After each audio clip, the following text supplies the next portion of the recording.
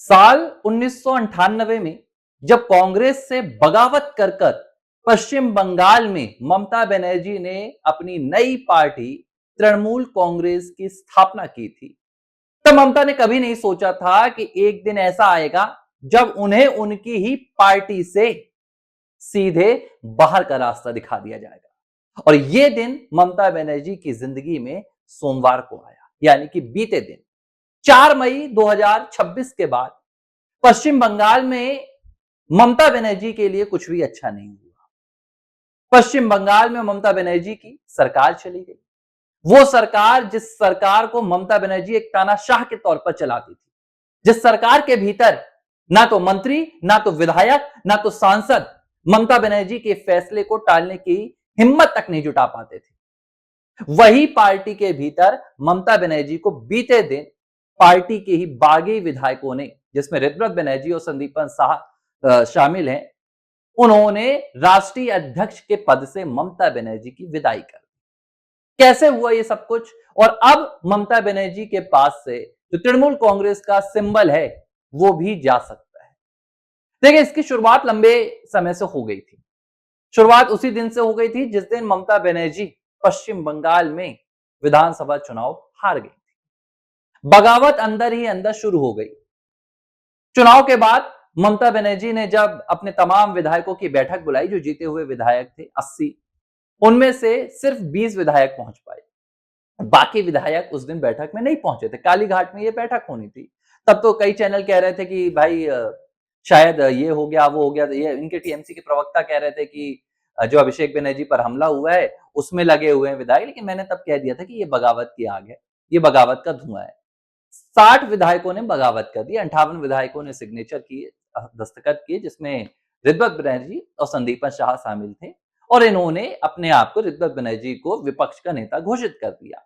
इसके बाद बचे हुए 28 सांसदों में से 20 सांसदों ने भी नेशनलिस्ट जो सिटीजन पार्टी ऑफ इंडिया है, गुमनाम सी अनजान सी, उसमें जाकर अपने आप को विलय कर लिया और भाई सीधे तौर पर एनडीए को समर्थन देने का ऐलान कर दिया। लेकिन इसके बावजूद ममता बनर्जी के अहंकार में, ममता बनर्जी के घमंड में थोड़ी भी, इतनी भी कमी नहीं आई थी। ममता बनर्जी को लग रहा था कि वो अभी भी 2026 4 मई के पहले वाली ममता बनर्जी है, जिनका पश्चिम बंगाल में इक्का चलेगा, सिक्का चलेगा, राज करेंगी। लेकिन ऋतव्रत बनर्जी को लगा कि अगर ममता बनर्जी के पास संगठन में कोई भी पद रहेगा तो ममता बनर्जी कभी भी खेला कर सकती। तो बीते दिन सोमवार को जब पश्चिम बंगाल में शुभेंदु अधिकारी बजट पेश कर रहे थे, तब ऋतव्रत बनर्जी ने अपने तमाम विधायकों को बुलाकर एक बैठक की और इस बैठक में तय किया गया कि अब पार्टी का जो नया अध्यक्ष होगा वो अरूप रॉय होंगे, ना कि ममता बनर्जी। इसके अलावा जो राष्ट्रीय महासचिव का पद है, जो आपके अभिषेक बनर्जी के पास भी है, अभिषेक बनर्जी को भी राष्ट्रीय महासचिव के पद से अलग कर दिया गया और उसमें संदीपन साह को शामिल कर लिया गया और एक दो और इसमें टीएमसी के बागी गुट के जो विधायक थे, नेता थे, उन्हें शामिल कर लिया गया है।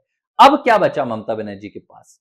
ममता के सांसद चले गए, ममता के विधायक चले गए, ममता के पार्षद चले गए, ममता के नेता चले गए, संगठन में जो पदाधिकारी थे वो चले गए। ममता के पास बस अब बचा है तो पार्टी का सिंबल। लेकिन अगर आप 2022 में हुए एकनाथ शिंदे बनाम उद्धव ठाकरे गुट के बीच में जो पूरा ये राजनीतिक वाकया निकल कर आया था, उसमें देखें तो जो सिंबल था वो बाद में जाकर एकनाथ शिंदे को ही मिला।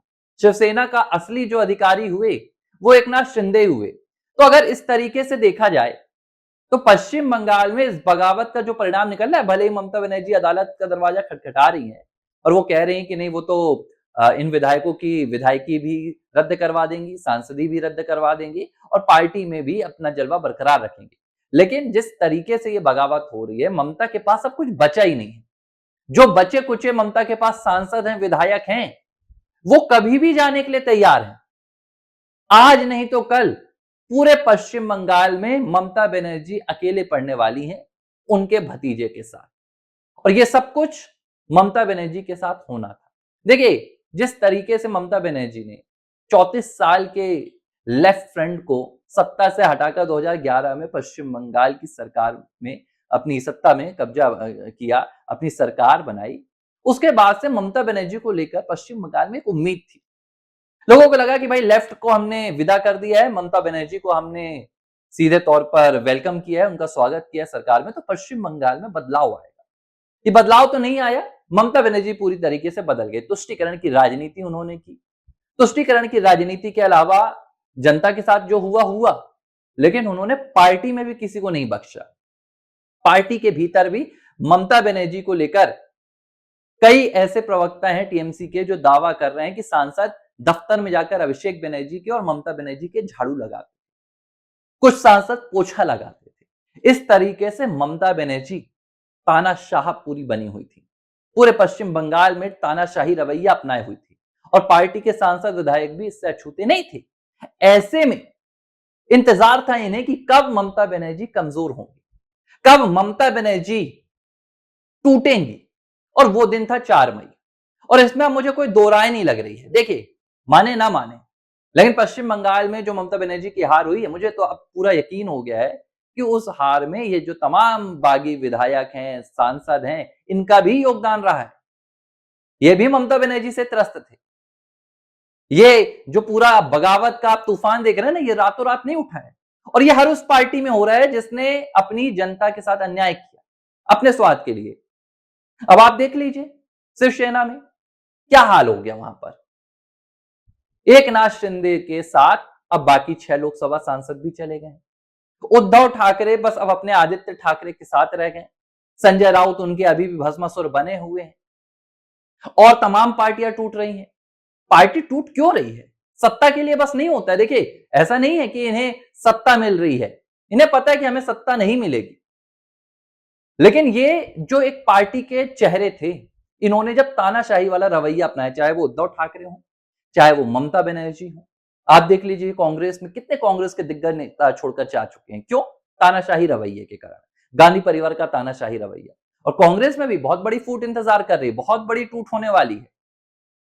कांग्रेस अब बटेगी, पहले भी बटी, इंदिरा के जमाने में भी बटी, और अब जब बटेगी तो ये कांग्रेस को पूरी तरह से खत्म कर देगी। बहरहाल ये कांग्रेस का मुद्दा नहीं है, ये टीएमसी का मुद्दा था।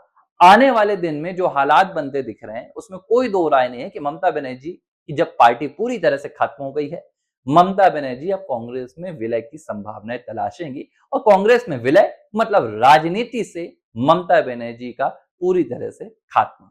एबीसी हिंदी न्यूज, आज ही जुड़िए हर खबर के साथ।